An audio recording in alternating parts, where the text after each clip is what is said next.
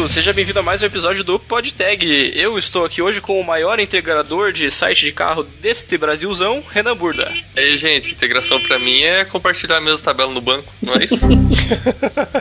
Eu estou aqui com o nosso querido host Luiz Gonçalves, integrando aí mais membros na família dele. Integrando aí agora novos horizontes.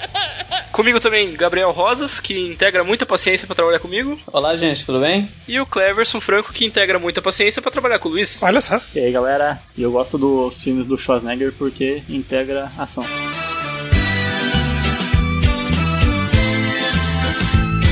Nossa. E eu sou o Paulo, integrando paciência pra gravar esse podcast aqui hoje com esses caras aí. Ô, louco. Violência, E assim acaba mais um PodTag.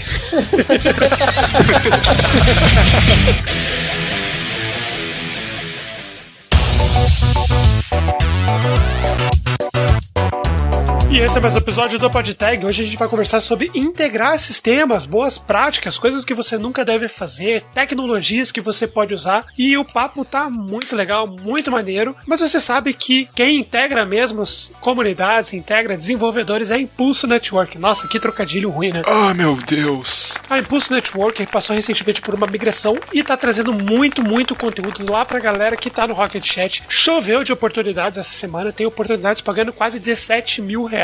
Então a oportunidade para você mudar a sua vida, migrar pro remoto, entrar numa comunidade engajada com vários desenvolvedores no Brasil e mundo afora. E além disso, participar de meetups técnicas, meetups sobre Agile e meetups com parceiros e desfrutar de mais de 25 mil reais em benefício. Acesse impulso.network e faz o seu cadastro agora, ou dá aquela moral pra gente do PodTag e usa o nosso link de referrals. Se você for contratado, a gente recebe aí uma comissãozinha e pode comprar um café aí pra gente.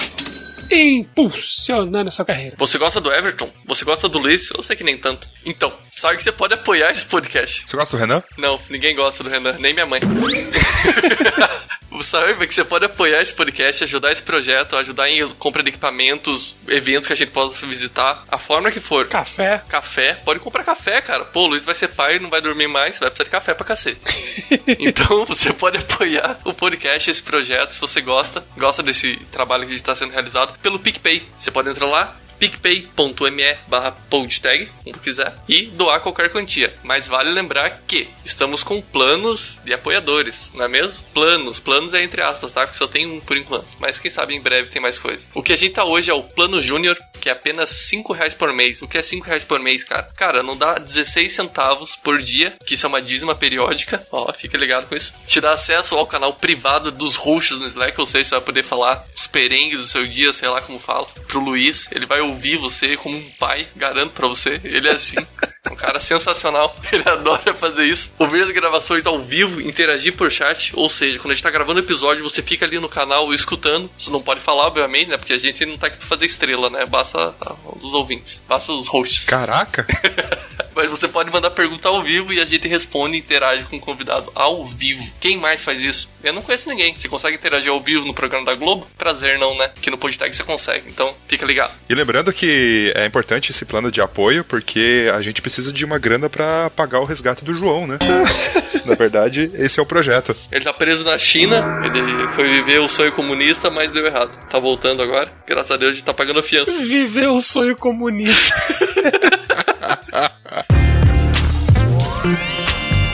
E o evento da semana é o Cloud Native São Paulo número 8. Essa é a edição organizada pela TOTUS Developers, lá em São Paulo, SP. E nessa oitava edição vai ser falado sobre experiências SaaS com Kubernetes ou Kubernetes e PKIs. Não sei o que isso significa, mas é bonito, chaves públicas. O foco vai estar em Kubernetes, então se você quer conhecer mais sobre isso, ouvir histórias de quem já está codando em Kubernetes e utilizando software as a service, e você quer conhecer também mais como a TOTUS está implementando isso, então você tem que participar desse evento. Ele é aberto e o RSVP é feito presencialmente na Avenida Bras Leme, número 1000, Santana, São Paulo, SP, até o dia 19 de fevereiro, às 20 horas. Então não perde esse evento, muito bacana. Até o momento, 56 pessoas já estão inscritas, então tá acabando as vagas. Corre lá para garantir uma vaga nesse evento. Cloud Native São Paulo, número 8, da TOTUS Developers.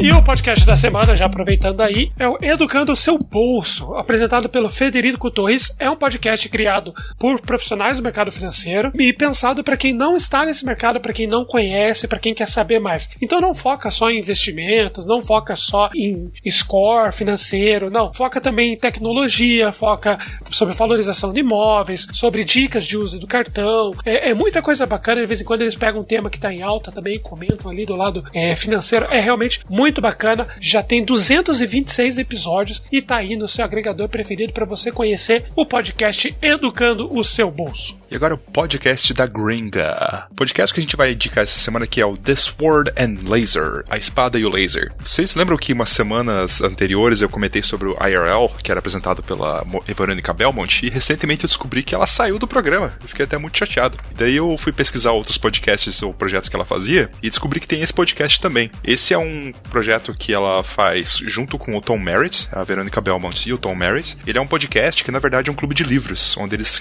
falam sobre, recomendam livros sobre fantasia e ficção científica na língua inglesa, né? Então, pra quem curte esses temas e quer dar uma treinada no inglês aí, com material de leitura em inglês, Speak English, fica aí a dica pra vocês. O podcast é bem informativo e bem divertido também. Show de bola, fica aí a dica. Você, sim, você, ouvinte do PodTag, nós sabemos que vocês são muitos. Nós precisamos saber a sua opinião sobre o programa como um todo e principalmente sobre os episódios. O episódio de hoje, inclusive, canais de contato para você deixar aquele alô, feedback, para ser lido aqui na hashtag dos ouvintes. Você já sabe que através do e-mail é contato@podtag.com.br, ou você pode nos marcar lá no Twitter, @podtagoficial, pode tirar aquela picture e nos marcar nos seus stories lá no @podtag, ou você pode nos curtir e ver todo o conteúdo que a gente tem compartilhado lá com bastante frequência no facebook.com/podtag. E para você interagir com a nossa comunidade que está muito engajada, nós estamos realmente muito felizes. Você acessa podtag.com.br e clica no botão do Slack lá no topo e já recebe o invite em real time para participar dessa comunidade mais querida do Brasil, que é a comunidade do PodTag. Hashtag dos ouvintes. E vamos para as hashtags dos ouvintes dessa semana. Adoramos o feedback de vocês, hein? Quero mais. Pode mandar. Primeiro que temos aqui é do Matheus Zanetti. Bacana demais. Comecei a ouvir vocês na metade do ano passado. Ô, louco, a gente tá aguentando a gente faz tempo já. Virei fã. Olha, guerreiro. Deve ser do Everton. Quando o Everton entrou, metade do ano passado. Deve ter sido isso. É que é só onde interessa, né? Os últimos episódios estão muito bons. Parabéns. Muito obrigado, Matheus. Valeu. A gente tá sempre querendo melhorar aí, mas até o Everton entrou no time, comprou o podcast pra isso, né? É isso aí. A gente tá muito orgulhoso dos últimos episódios também. Aline D'Artora. Conheço ela há muito tempo já, hein? E aí, como é que você tá? Que bacana. Super recomendo virem para a Holanda. Ô, louco, hein, D'Artora? Você foi pra Holanda? Não sabia disso, hein? Muito obrigado por ter escutado o podcast. E quem quiser ir pra Holanda aí, tá cheio de gente convidando, hein? Rapaz, eu tô pra ir pra Holanda faz tempo já, cara. Eu acho que é muito maneiro lá. Queria dar uma conhecida no verão, principalmente. Uma conhecida? Dá uma conhecida, né? No lugar. E a próxima do Kelvin Murilo. Que episódio massa. Hashtag legalize. Ô, louco, hein, rapaz? Eu acho que eu sei o que você tá falando, hein? Já esqueci do que você falou. Olha só. Proerd é o programa. Proerd é solução. Eu lembro a música inteira, cara. Lutando contra as drogas, ensinando a dizer não. Cara, a única música que eu tenho decorado na cabeça, meu cacete. Acho que Holanda não é um lugar pra mim. Muito bom. Muito obrigado, gente. E agora as fast tags da semana, que é aquele momento, né, que a gente, motorista de ônibus, vê um outro motorista de ônibus e tem que dar aquele alô. E aquela subida e aquela luz alta, sabe? Então, é aquela luz alta, vamos dar uma luz alta aqui. Aquela cortada de giro. Aquelas duas buzinadinhas. As duas buzinadinhas e a luz alta. Pro João Amalho, pro Rodrigo Baldo, pro Matheus Lapchensky, desculpa se eu li seu nome errado, tá? O Matheus Sokolowski, o Matheus Bolcherik, meu Deus, 3 Matheus. E teve hashtag do Matheus Zanetti, olha só, hoje é o dia dos Mateuses. Olha só. É, cara. Exato. Grande abraço pra todos os Mateus do Brasil que estão vendo a gente aí. Você viu que hoje são os discípulos, né? O Matheus, Rodrigo, o Joel, o Renan, o Kelvin, Renan, a Aline. Não corta, Léo, deixa aí. Deixa isso aí, Léo. Vamos pra esse episódio hoje, porque... Os novos apóstolos. Quarta-feira, dia 30 de janeiro, 11 horas e 42 da noite, e é por isso que a gente tá fazendo isso. Muito obrigado pelo feedback de vocês. Não esqueça, entre por aqueles canais que eu falei e a sua mensagem vai ser lida aqui com muito amor e com muito carinho. Vamos pra esse episódio que tá muito engraçado. Partiu! noite de uma quinta-feira, às 9h40 da noite. Hoje a gente queria falar um pouco sobre integração de sistemas. Então, assim, a gente sabe que ao longo da nossa vida a gente tem que trabalhar muito com isso e que nem sempre é um tema muito legal, porque às vezes a gente tem que integrar com sistemas de terceiros, aquela coisa bonita, né? Queria começar aí, jogando pra vocês aí, o que a gente consegue ver aí como feijão com arroz aí pra fazer uma boa integração, o que é ponto-chave pra facilitar o trabalho? Então, no meu caso, cara, eu acredito que primeiramente tá bem levantado os requisitos, né? Que a gente vai fazer, pra não sair fazendo coisa que não vai ser usado, como eu já tive algumas experiências, e também pagar as APIs que você vai usar, né, cara? Porque já teve vezes de eu estar fazendo integração e o dono do lugar que eu trabalhava não pagou as APIs que a gente ia usar e não funcionava, né? A gente ficava atrás de bug e no fim das contas o bug tava no pagamento. Caraca, e o cara se... Eu senti um certo rancor, assim, dele pra jogar isso aí. Pois é. Tem uma história triste por trás, né? Cara, o que eu já trabalhei antes da gente começar aí, cara, você falou isso, eu lembrei. O que uma empresa tava fazendo que eu trabalhei, eles faziam um cache de tudo que vinha da API, porque era pago. Então, daí, como era um fornecedor, eles tinham que pagar por consulta. Então, vinha a informação, eles cacheavam e nunca mais fazia essa consulta de novo. Olha só, cara, ótima ideia pra otimizar custo aí. É, cara. E daí meu trabalho foi cachear essas coisas aí, cara. Foi bem interessante fazer isso, apesar de saber que tava, né, dando jeito de dar uma enrolada no... Passa uma semana, o fornecedor fala, eu tava vendo aqui no meu Analytics aqui, vocês não estão usando a API? Sabe que seria mais preguiçoso? O cara usar Cloudflare na frente pra fazer o cache. Olha só, nossa, daí é exagerado. Cara, mas disso que você tava falando, Cleberson, da gente ter boas práticas, é bacana quando você já simulou o propósito, a gente vai desenvolver, por exemplo, vou dar um exemplo, uma aplicação num sistema financeiro. Então esse é o nosso propósito, a gente vai conectar lá com um fornecedor que emite boleto, um outro fornecedor que faz a parte de gestão de contas a receber. Então quando você já tem essa ideia na tua cabeça de que você vai ter que construir esse sistema, acho que se você já construir ele pensando que ele pode crescer em áreas para outros sistemas também integrarem e buscar esses mesmos dados, eu acho que isso facilita muito o processo de integração, porque as dificuldades que você vai ter de integrar em outro sistema e tudo que você vê como um problema, às vezes documentação mal feita, você vai querer fazer bem feito para quando outros sistemas precisarem integrar, tá tudo integrado, entende? Eu, particularmente, eu gosto muito de fazer isso quando eu vou construir sistemas. Não sei se vocês veem isso como uma boa prática ou, cara, se o foco é só conectar, então eu só vou integrar e pronto. Eu não vou me preocupar muito em crescer lá na frente. É igual a gente conversava, né, que a aplicação que você faz hoje é o legado de amanhã, né, cara? Então, o quanto melhor você puder desenvolver agora, mesmo que seja pouco tempo, né, mas ainda assim vai ser um pouco mais de vida útil que a tua aplicação vai ter ali, antes de ela ser um código legado, e também isso é a forma que você vai conseguir pegar e atualizar essa API, né, tipo, esse sistema em geral, né? Se você fizer bem feito, você consegue dar uma manutenção mais fácil, né? Sim, bem nesse ponto que eu tava falando, né? Então, por exemplo, você escolher bons métodos que possam se comunicar com outras partes da aplicação, se você tiver classes que podem ser reutilizadas de uma maneira mais fácil, eu acho que você pensa tanto em outras aplicações integrarem a tua aplicação, quanto em outras partes, outros componentes de uma aplicação maior se integrarem entre si, né? Porque você já tá passando por problemas assim com outras integrações, né? E, pô, vamos confessar, cara, quanta integração ruim que tem no mercado, né? Eu viria como uma boa prática também a questão de escolha de padrão e padronização das integrações, digamos assim. Você vai fazer você está trabalhando em um sistema, uma arquitetura, algo que vai ter vários sistemas conversando. Eu acredito que uma boa prática é você escolher qual a melhor maneira de você integrar isso e tentar manter o padrão da melhor maneira possível, né, digamos assim. Porque eu já vi muitos sistemas de integração que uma integração é feita via REST, a outra se conecta direto do banco, o outro salva um TXT num storage pro outro sistema baixar, e isso acaba virando uma bagunça total e você não sabe mais onde pegar nada no meio dessa coisa. Uma das coisas que, e pra até tentar padronizar, eu sou um cara meio chato com isso, eu acabei adotando nas coisas que eu acabei fazendo desenvolvimento do carro quente em si, eu padronizo pro meu modelo quando a integração da ponta é diferente. Eu crio uma aplicação em si que faz a tradução da forma que vem do terceiro para um formato que eu conheço, e a partir desse momento todo mundo trabalha igual, assim. Eu sou meio chato com isso e foi uma solução que funcionou bem.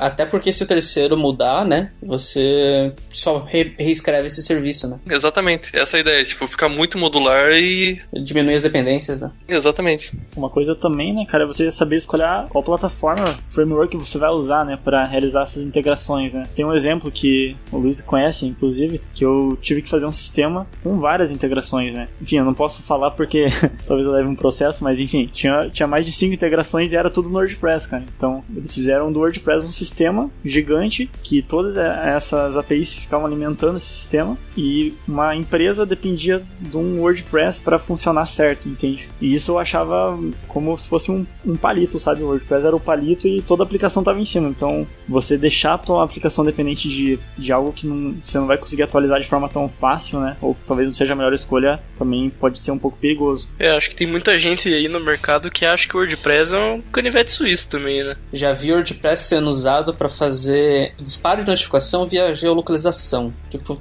nada a ver.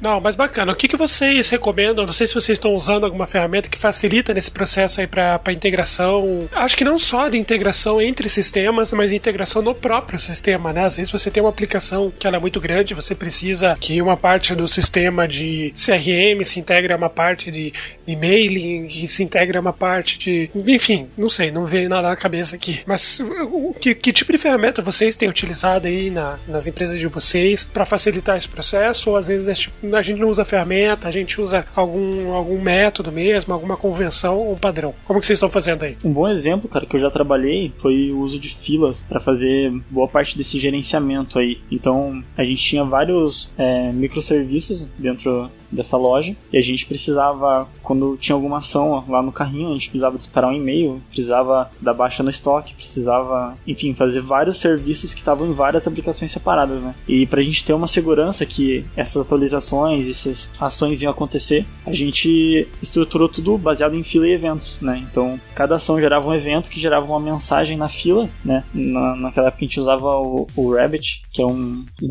gerenciador de filas, e nesse gerenciamento de fila a gente conseguia ter uma certeza que aquela mensagem da fila ia ser entregue para todos os consumers que estavam trabalhando em todas as aplicações, né? Então, eu acho que pode ser uma boa prática e pode ajudar bastante, né? Principalmente quando você tem uma aplicação que não pode segurar muito o usuário, né? Depender da resposta do servidor. Então, você deixa o processamento para depois e você processa isso no back-end e deixa o usuário, pode dizer, liberado, né? Para continuar a navegação dele. Caraca, bacana. Pô, não tinha me ligado que essa é uma técnica legal, né? Porque se você tiver algum problema com o fornecedor, você não travou a aplicação, né? Isso vai lembrar essa questão de usar fila, né? Até para coisa mais simples, como simplesmente enviar um e-mail para um SMTP, né? A maioria da galera não usa fila para isso, mas é pedir para dar merda quando o servidor cai. Nesse caso a gente tinha essa aplicação enviava diversos e-mails, então isso estava tudo dependendo da resposta do servidor. Então, o cara ia fechar a compra dele e ficava tipo às vezes 15 segundos parado no carrinho, entende? Daí o cara às vezes cancelava, daí o cartão cobrava e enviava e-mail, daí o cara não queria mais. E isso gerava diversos problemas. E com a fila a gente conseguiu resolver 90%. É muito massa. Um dia eu faço no carro quente isso. Até hoje, Penny.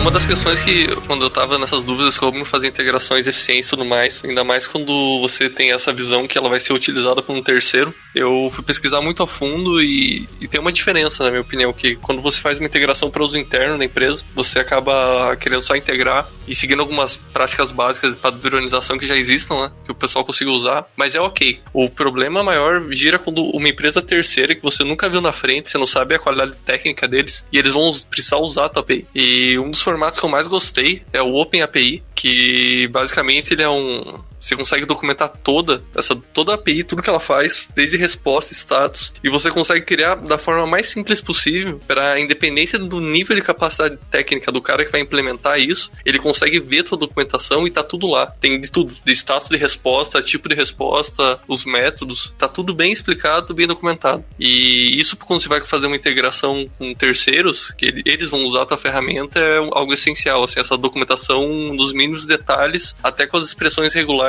de validação de dados. Inclusive foi que eu nem sabia que dava pra fazer isso, pelo Postman. Lá na Povo a equipe usava lá. E a partir dele que eu fiquei conhecendo que o Postman, ele mesmo, a partir das rotas que você define dentro de uma collection, dentro do Postman, você consegue gerar uma documentação pelo próprio Postman. E cara, fica muito bacana. Quem não conhece esse recurso aí, vale super a pena. Ele gera, se não me engano, um HTML lá, que você já consegue testar também, cara, bem bacana. E, se eu não me engano, ele exporta até as requests prontas, né? Mas é bem bacana. Lá na parte que a gente usa o Postman, já facilita bastante pro front, que vai pegar essas rotas depois para ele aplicar ali, né, que você já consegue deixar documentado os parâmetros que ele espera, né, em formato de Markdown, e o exemplo de resposta que ele vai receber também, né, da requisição. Então é bem interessante. É legal você ter comentado do Postman, porque ele acabou virando uma ferramenta cada vez mais completa, né? Hoje você consegue até escrever teste com o Postman, e talvez assim, na minha opinião, seja uma das formas mais fáceis de você... peguei uma API de um cliente ou de um terceiro para testar algum serviço. Acho que o Postman é uma forma mais fácil. Você, vou testar aqui um endpoint antes de sair desenvolvendo, integrando dentro da sua aplicação, né? Acho que acaba ajudando bastante. Isso ajuda bastante. Também você vai pegar um freela ali, né, cara, que é algo rápido. Facilita demais a vida, né? Admito que eu não conhecia essas funções não, hein, de gerar documentação. Vou dar uma olhadinha depois. Tem muita coisa lá que, além dos testes, né, que eu nunca cheguei a usar, tem muita opção lá. Você vai ver a documentação dos caras, dá pra fazer muita coisa mesmo, né? Então, acho que é uma ferramenta que, se você explorar bem ela ali, você consegue tirar bastante recurso muito bacana, né? Eu acho que, inclusive, na camada grátis deles. Isso é bem legal, principalmente quando você, por exemplo, digamos, alguém que não tenha tanta experiência em desenvolver API, em oferecer integração do sistema para terceiros, né? Que a gente comentou até aqui muito sobre os nossos sistemas usando APIs de terceiros, né? Mas é legal o comentário do Swagger, porque é uma ferramenta que facilita que você possa oferecer uma ferramenta para um terceiro integrar no sistema dele, né? E uma ferramenta decente, né? Que ele consiga identificar o que ele pode usar, os recursos, e da melhor forma possível conseguir criar essa implementação. Com certeza. Porque todo mundo já usou uma API merda, né? Fica aí a dica pro ouvinte, use Swagger. Só quem precisou integrar uma API sem documentação não sabe como é difícil ter que ficar adivinhando coisa ali, você perde muito tempo, né, cara? E também, talvez você perca tempo dando suporte pra pessoa daquilo que não tá documentado, né, cara? Então, evita dores de cabeça futuras, né? Nossa, isso é um pepino. Confesso que eu nunca usei, mas falando em documentação ainda, existem quase todas as linguagens de programação, existem bibliotecas que geram a documentação baseada em código, né, em comentários de código e tudo mais, né. Já trabalhei com algumas APIs de terceiro que tinham esse tipo de documentação. Ela pode ser ou muito boa ou muito ruim, né, então depende muito de como ela é feita, né, mas é melhor do que não ter nada, né, na maioria das vezes. Eu acho que falando desse ou muito bom ou muito ruim aí, Gabriel, você tá mencionando aí uma certa API que a gente trabalhou, né? Essa mesmo. Onde todos os métodos eram post, inclusive os que tinham no nome get. Errou! Exatamente. Uma API que se dizia ser uma API RESTful e usa só post, né? Tinha método chamado put usuários e era pro post e assim sucessivamente, né? E justamente a documentação que passaram pra gente era uma documentação gerada automaticamente pela linguagem, né? Esse é um dos casos ruins. Mas eu acho que quando o programador é bom, a documentação também deve ser boa, né? Assim se espera, né? É um método de segurança pra enganar os hackers, né? Fala que é get, é post, só pra de zoeira. Uma das coisas que eu acho que vale a pena citar aí nessa questão de documentação é também fornecer, foge um pouquinho do escopo, mas eu acho que vale a pena, é fornecer um ambiente de sandbox, né? Tem muita API que tem isso, e eu sempre acho isso muito prático, até quando você tá validando a implementação da integração e tudo mais. Normalmente o pessoal o sistema financeiro sempre tem isso, de sandbox, sempre pra facilitar, né, os testes. É o famoso ambiente pra não fazer cagada, né? Exatamente. Caixinha de areia, caixinha do gato. Na verdade, é o ambiente que você pode fazer cagada, né? Perde um pouco da emoção, né, de fazer, né? Um prod, né? Então, existem vários formatos aí que já tem longa data no mercado, né? Que vocês poderiam dar uma palhinha aí pro ouvinte, em modo geral, um resumão aí sobre o RPC, SOAP ou o Hash. O Hash já deu uma palhinha, mas vamos pros outros aí. É só comentar que o nosso amigo Everton, ele deixou um comentário hoje sobre o SOAP, que ele tava comparando tava falando que ele é muito verboso, né? Isso é uma das coisas que a galera não gosta dele, porque cada mensagem que você recebe, o retorno vem tudo descrito em um XML gigantesco, cheio de bytes desnecessários, né? Uma das coisas que eu, pessoalmente, não gosto dele, eu trabalhei bem pouco, né? Quase nada. Mas é a minha visão da coisa. Dificulta também a leitura, né, cara? É diferente um JSON, você pega, você olha e você entende, né? Um XML ali, um retorno, você pega, você fica boiando ali até você... Você chora. É muito parecido. Numa outra empresa onde eu trabalhei, vou tentar sintetizar pra vocês. Tinha um sistema de governança, que eles chamavam, que todos os dados que você queria buscar em qualquer dado do sistema, em qualquer banco de dados, você tinha que passar por essa aplicação. Era uma aplicação web que você montava, entre aspas, o teu JSON, que chamava de artefato. Você montava preenchendo inputs e checkbox. Cara, eu quero que era assim, eu quero que esse search aqui me traga, que não tá falando, eu quero nome e sobrenome. Então você setava lá o checkbox do nome e do sobrenome. E eu quero que seja nessa rota. E isso passava a ser disponibilizado num GET na API. Então só tinha GET. E se você quisesse passar devolver dados, você tinha que passar por parâmetros do GET, entende? Então, cara, quando a gente começou a olhar aquilo ali, ele falou, cara, isso aqui tá inconcebível. Foi quando a gente começou, daí eu acabei saindo da empresa, mas foi quando começou a discussão, vamos levar o GraphQL pra isso, porque se a gente tá querendo conteúdo, é mais fácil a gente falar pra aplicação que quer consumir o conteúdo que ela quer, do que ficar criando isso pra cada recurso que existe, né? Era feito dessa forma por causa do volume absurdo de dados, eram milhões de resultados, né? Então, foi a forma com que eles acharam. E, cara, isso muda o pensamento, muda a forma como você começa a escrever. Quando você começa a pensar em boas práticas, em reutilização de código, em reutilização de recursos, eu acho que isso é bastante positivo. Depois dessa visão aí de Sr. Luiz, eu admito que o cara conseguiu tirar uma coisa boa do SOAP. Não, eu não curto SOAP. Eu não tô defendendo. Eu tô defendendo o GraphQL, eu tô defendendo o REST bem implementado. Por exemplo, uma cagada que as pessoas fazem, elas pegam o REST, GET é pra buscar recurso, POST é pra enviar pro banco. Acabou. Dane-se o que tá escrito no recurso, não interessa. Vamos misturar português com inglês. Sabe, a pessoa não pensa no padrão de fazer um negócio bem feito, pra quando você olhar na URL, no recurso que você tá batendo, você sabe exatamente o que tá acontecendo. Muita gente não se preocupa com isso. Daí fica aqueles não sei, aqueles recursos, queria falar cagado, mas enfim, fica aquela...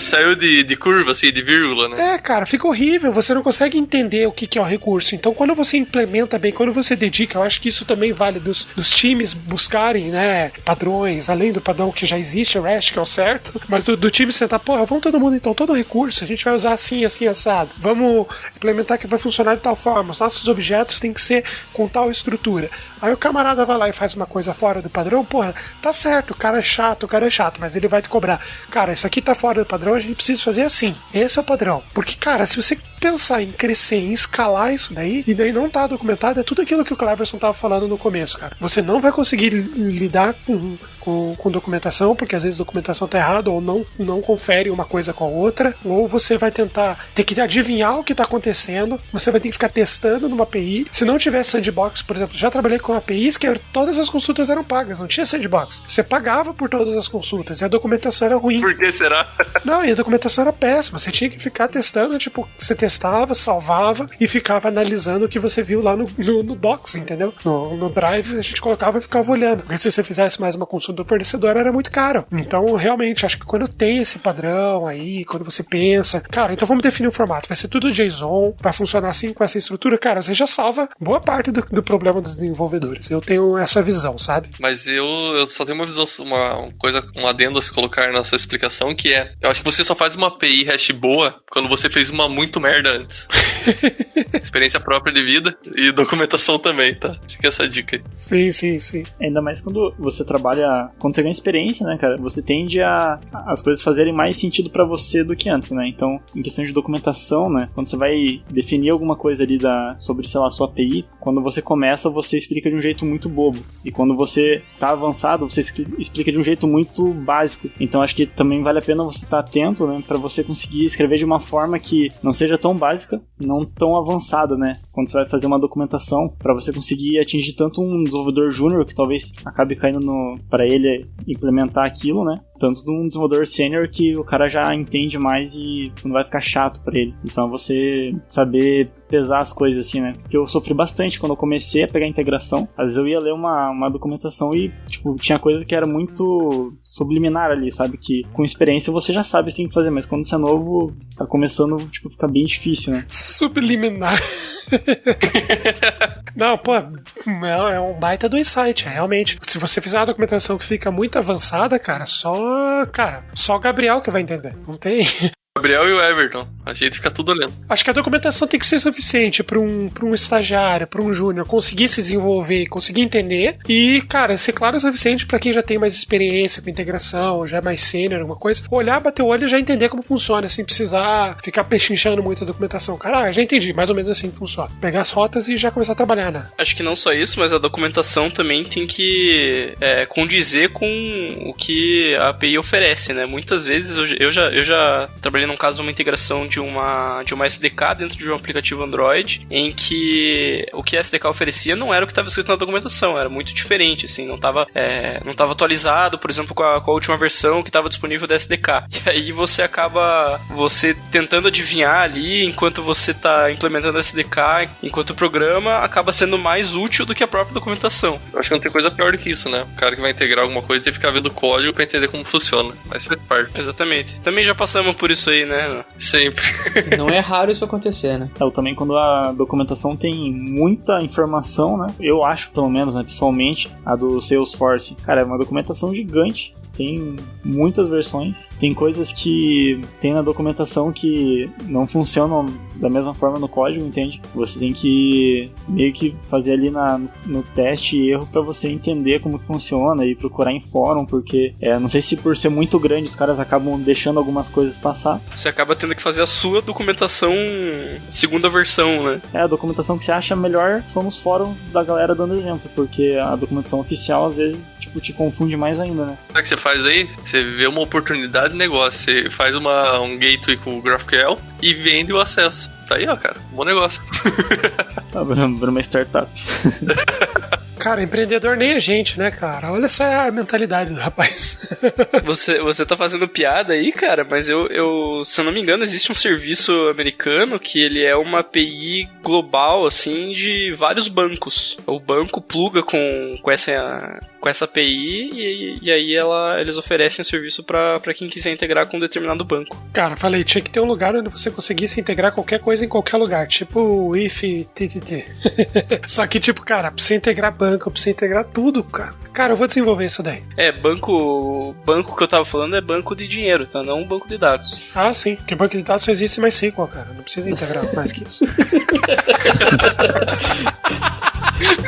Não sei que vocês estão rindo.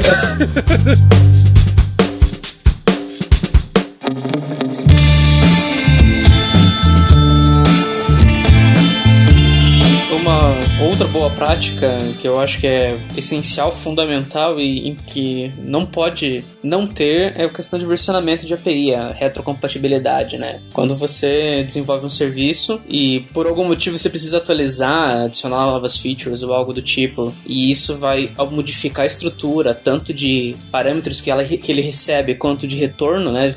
Quanto de resposta, se você simplesmente alterar a sua API que você produziu no ar, você pode quebrar todos os outros serviços que se integram a ela, né? Ah, com certeza. Então, uma boa prática vai ser sempre manter uma retrocompatibilidade. Você não pode alterar o que está funcionando, o que está em produção, o que tem gente usando, assim, a torta direito, sem haver comunicação, sem nada do tipo, né? E você não pode ficar sem subir suas novas features também, né? Então, uma boa prática é você versionar, no caso de API REST, né? É você versionar nas URLs, né? Tem as APIs costumam colocar um /v1, /v2, /v3 nas URLs. E então, quem tá na primeira versão continua funcionando normalmente e agora a nova feature entrando na versão 2, se eles quiserem, eles que migrem para usar a nova versão da API, né? Acho que isso é essencialmente importante em caso de aplicativo para Android, para iOS, né? Porque quando você trata de um front-end web, você controla ali a atualização do front-end, mas você não controla a atualização do aplicativo no celular da pessoa, né? Então, enquanto o cara tiver com a versão antiga do seu aplicativo, ele vai estar usando a API antiga. E você não vai querer quebrar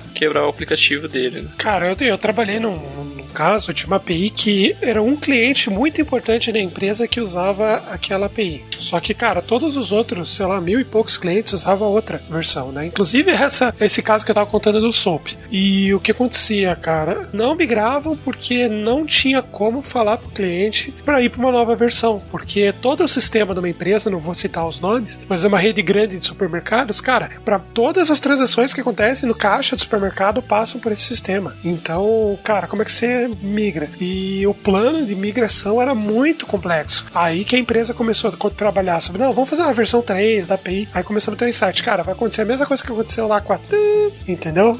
Não vai ter como fazer, não vai ter como manter, porque não tem documentação, é muito complexo, tá mudando demais, não vai ter um plano de adaptação. E daí quando a gente começou a construir a V3, né? Aí, cara, foi tranquilo, porque daí a gente já tava pensando que a gente tinha que manter a estrutura da V2 de uma forma que pudesse sair pra V3 de uma forma mais fácil, mas com muito mais recursos, com mais rota, seguro, com sistema de token, autenticação, tal, que não tinha. Tinha na outra, mas era uma porcaria, era uma base 64 invertida. Daí a gente começou a pensar nisso, porque se a gente não pensasse nisso que o Gabriel tá falando, na retrocompatibilidade, né? Então a gente ia acabar criando um produto novo e a gente não ia conseguir fazer com que os clientes migrassem, entende? E ao mesmo tempo, quem continuava usando as versões anteriores não fosse prejudicado, né? Tipo, pudesse fazer uma migração tranquila, sem problema. Como, por exemplo, aconteceu no caso do fornecedor lá, que fornecia tudo no CSV e do dia pra noite, sem avisar, sem nada, começou a retornar JSON lá pra gente. Pô, legal, os caras melhoraram, né? A API, antes era CSV, né? Mas não avisaram ninguém, não avisaram nada, simplesmente atualizaram na API e parou toda a aplicação, entendeu? Porque tava estourando milhões de erros, daí a gente não tava conseguindo entender o que tá acontecendo. Resultado, o produto saiu do ar e tivemos que reconstruir, entende? Então, pô, esse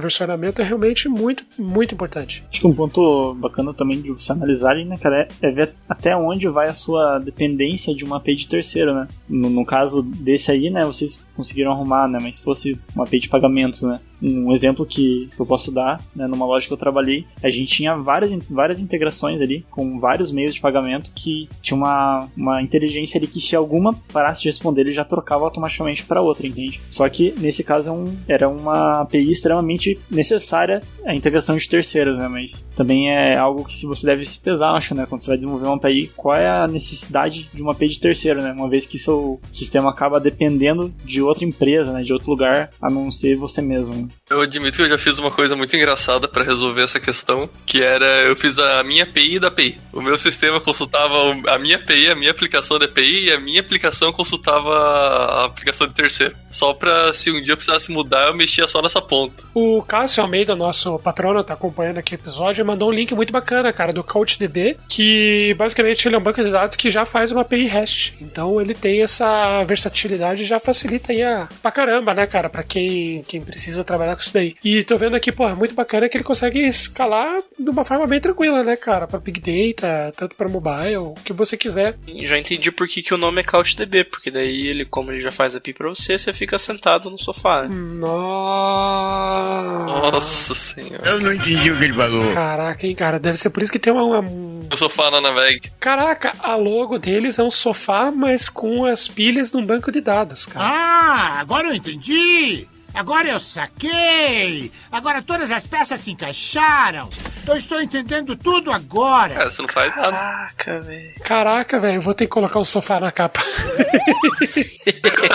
Não, maneiro. Lembrei que volta e meia aparece vaga na Impulso lá. Você sabe, a Impulso é a nossa patrocinadora. Sempre tem vaga pra quem manja de CouchDB, hein? Então, se você manja, cara, é a oportunidade de você trabalhar remoto, sentado no sofá da sua casa. Aí, ó. Pronto, unir o útero ao agradável. Útero. O útero ao útero. Cara, você não une o útero com nada não, hein, cara. Isso é perigoso.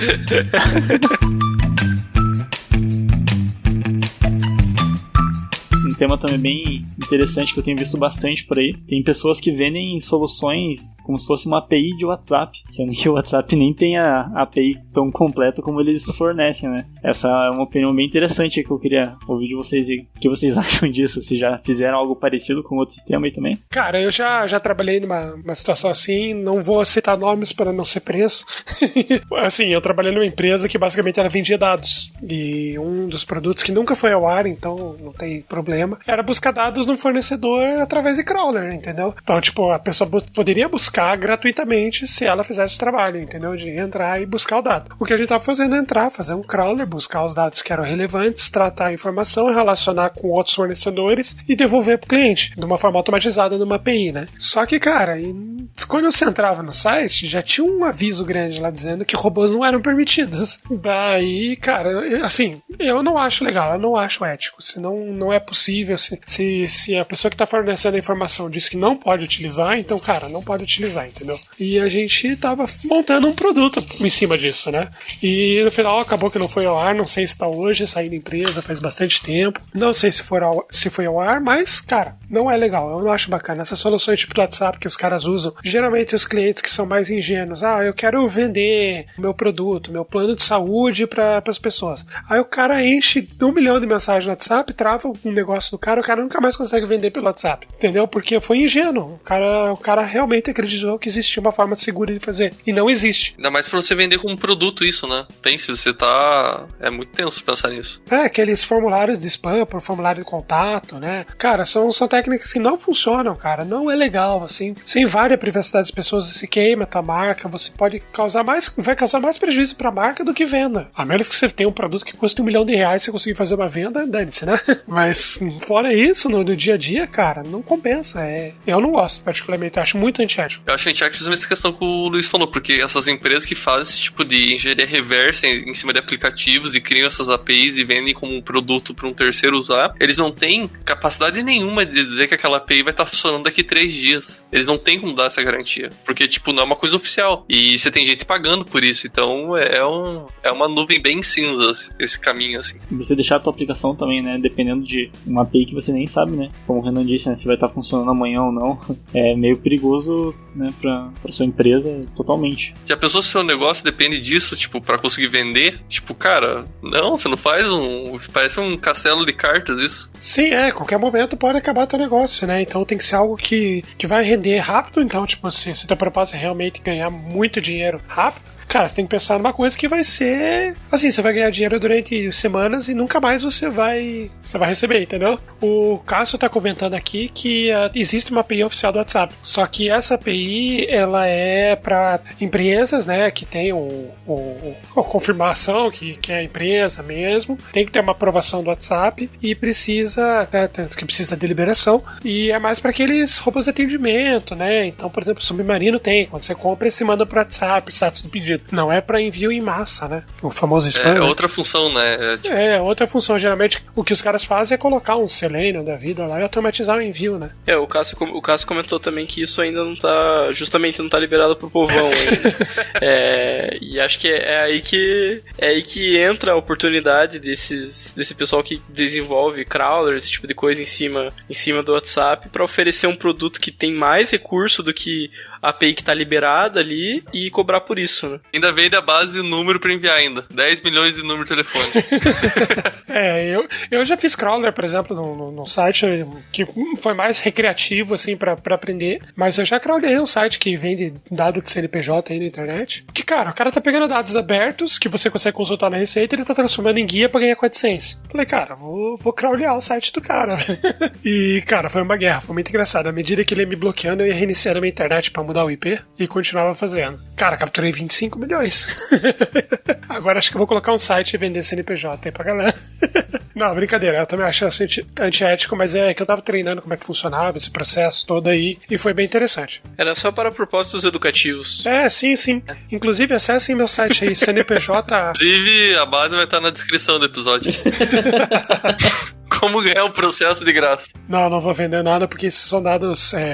Cara, não são dados sensíveis porque tá aberto na Receita, né? São dados públicos. Mas é que na Receita, quando você entra pra buscar o CNPJ, você tem que preencher um CAPTCHA, né? E eles quebravam esse CAPTCHA. Daí eu tava pegando. Falei, beleza, eu quero minerar dados. Eu quero ver, por exemplo, qual é a intensidade... Quais são os ramos de determinado estado, como é que é a intensidade de empresas de grande porte no país. Eu tava fazendo esse tipo tipo de brincadeira, sabe? Nunca coloquei nada no ar, assim. Mas, cara, você via que foi sacanagem do cara. O cara crawleou a base da Receita Federal e tava transformando no negócio, cara. Tá certo, tem que colocar o reCAPTCHA mesmo lá na Receita e travar esse tipo de gente. Mas, ó, vou jogar aí e pode ser, inclusive, aí um episódio futuro do PodTag. Tá entrando em vigor aí, logo mais no Brasil, a LGPD, né? Que é a Lei Geral de Proteção de Dados. Rapaziada. E isso vai fazer com que caia a casa de muita gente, muita empresa ainda. Pois é, cara. Eu até posso comentar nesse episódio, hein? Acho que vale a pena fazer episódio sobre isso.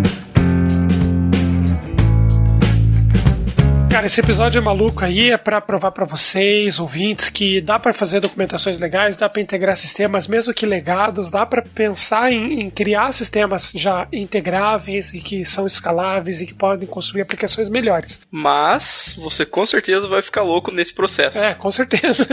Que nem a gente fica louco aí, mas é bacana porque se você tem um pensamento de que você tá mexendo, por exemplo, numa aplicação ruim, você tá construindo uma coisa nova, você não vai querer passar isso pros outros, que é você que vai ter que dar manutenção depois. Então é bom ter já esse pensamento de boa documentação, boas práticas, integrar com as melhores tecnologias possíveis, naquelas que são mais escaláveis. E eu agradeço aí o Gabriel e o Cleverson que trouxeram aí um conhecimento bacana aí pra gente bater um papo. Agradeço também a todos os nossos patronos que estão nos acompanhando. Convido você a curtir nossas redes sociais, entrar na nossa comunidade no Slack. E cara, eu preciso fazer uma integração em XML e converter em PDF. Alguém tem uma dica aí? Não, brincadeira. Valeu, pessoal. Até mais e vamos ver se a gente para de usar o MySQL pra ficar integrando coisa. É isso aí. Valeu, pessoal. Não façam API que é um arquivo TXT, tá? Porque eu já vi isso. Nossa! Valeu, galera. Obrigado pelo convite. Precisando, só chamar. Valeu, pessoal do PodTag. Tamo junto. É isso aí. Nos vemos no próximo episódio de semana que vem. Aquele abraço e tchau. Não deixe seu endpoint público. E conecta na nossa API do Slack. Não tem ainda, mas você vai ter que entrar no Slack pra ver se tem ou não, sei lá. Vamos ver se já tá na comunidade. Que porcaria. Falou.